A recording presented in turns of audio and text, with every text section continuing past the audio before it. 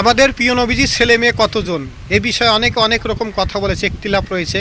কিন্তু আমি যেটা বলছি আপনারা শুনলে হয়তো বলবেন যে এটা ঠিক আছে।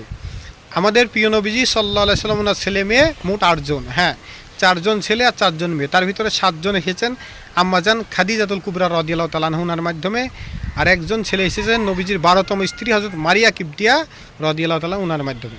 তো নবীজির প্রথম হয়েছিলেন ছেলে হযরত কাসিম রাদিয়াল্লাহু তাআলা আনহু, এবং দ্বিতীয়তে হয়েছিলেন নবীজির মেয়ে হযরত জৈনব রাদিয়াল্লাহু তাআলা আনহা, এবং তৃতীয়তে নবীজির আরেকজন ছেলে হয়েছিলেন হযরত তয়িব রাদিয়াল্লাহু তাআলা আনহু, চতুর্থে হয়েছিলেন হযরত তহির রাদিয়াল্লাহু তাআলা আনহু, এবং পঞ্চমে হয়েছিলেন নবীজির দ্বিতীয় মেয়ে হযরত রুকাইয়া রাদিয়াল্লাহু তাআলা আনহা, এবং ষষ্ঠ হয়েছিলেন নবীজির মেয়ে হযরত উম্মে কুলসুম রাদিয়াল্লাহু তাআলা আনহা, এবং সপ্তমে হয়েছিলেন নবীজির মেয়ে হযরত ফাতেমাতুজ জাহরা রাদিয়াল্লাহু তাআলা আনহা, এবং অষ্টম ছেলে নবীজির যখন 59 বছর বয়স তখন নবীজি 12তম স্ত্রী উনার মাধ্যমে হয়েছিলেন হযরত ইব্রাহিম রাদিয়াল্লাহু তাআলা আনহু।